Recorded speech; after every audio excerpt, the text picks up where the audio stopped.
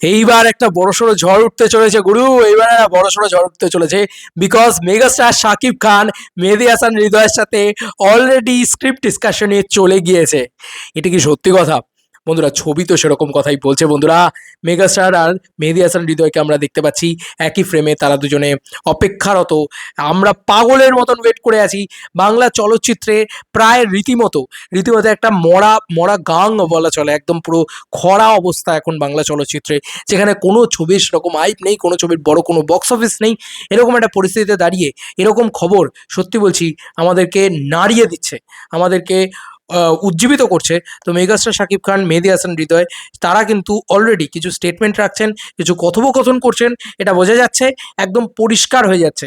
তো শাকিব খানকে এক তো খুব ফ্রেশ লাগছে, খুব ভাল লাগছে। মেহেদী হাসান হৃদয়কেও মানে এই ডিরেক্টরটার সাথে আমি সত্যি বলছি শাকিব খানকে দেখতে চাই আবারও। এবং নেক্সট ইয়ার যে হোপটা আমরা আবারও পাচ্ছি, আবারও একটা বুক বাঁধার আনন্দ পাচ্ছি, কারণ একই ধসে যাওয়া বাংলা সিনেমা, বাংলা চলচ্চিত্র, সেখানে আমরা যে বিরাট কোনো আগুনের ফুলকি দেখতে পাই তা নয়, কিন্তু আগুনের ফুলকির নাম মেগাস্টার শাকিব খান। একটা আগুনের বিরাট বড় ফুলকি নয়, সেটা একটা গোলার নাম, আগুনের গোলার নাম হচ্ছে মেগাস্টার শাকিব খান। এই মানুষটাকে কেন্দ্র করে আমরা ভরসা থাকে যে এই মানুষটার সিনেমা আসা মানে সেলিব্রেশন, এই মানুষটার সিনেমা আসা মানে একটা নেক্সট লেভেলের বাওয়াল।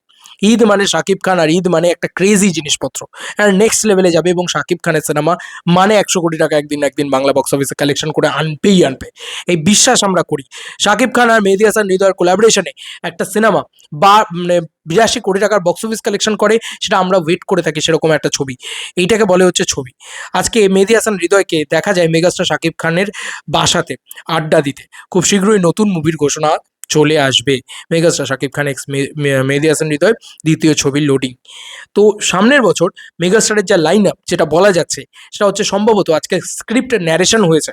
মানে একটা মেগাস্টার, একটা দেশের মেগাস্টার, সে তো ছেলে খেলা করতে তো ওখানে নিশ্চয়ই চলে গেলেন না, ঠিক আছে? বা মানে চলে গেলেন বলতে মেহেদী হাসান হৃদয় মেগাস্টারের বাড়িতে এসছে, তো সে তো আর নিশ্চয়ই ছেলে খেলা করতে যাস, চলো চলো আড্ডা মারি, চলো কি আছে, প্রচুর সময়, এরকম নয়। মেগাস্টারের হাতে এত সময় নেই। তো ডেফিনেটলি স্ক্রিপ্ট ন্যারেশনেই গিয়েছিলেন মেহেদী হাসান হৃদয়। এবং আমার মন বলছে যে মেগাস্টার ডেফিনেটলি খুবই হ্যাপি, এবং আস্তে আস্তে আস্তে আস্তে হয়তো সেই স্ক্রিপ্টটার ভিতরে ইনভলভ হবে। এবং সবাই জানে যে মেহেদী হাসান হৃদয়, শাকিব খানও বলেছেন যে মেহেদী হাসান হৃদয় প্রচণ্ড প্রচণ্ড ভালো একজন কমার্শিয়াল পরিচালক, নাম্বার ওয়ান কমার্শিয়াল পরিচালক।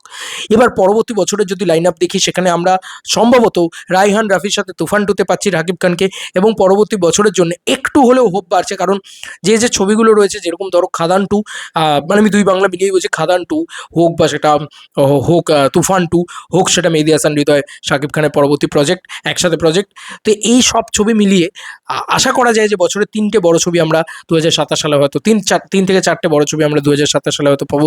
এবং সেটার জন্যে মানে আমরা প্রচণ্ড হ্যাপি। এক একটা ছবি যদি 3 মাস করে আমরা সেলিব্রেট করতে পারি, সিরিয়াসলি বলছি, আম টু মাচ হ্যাপি।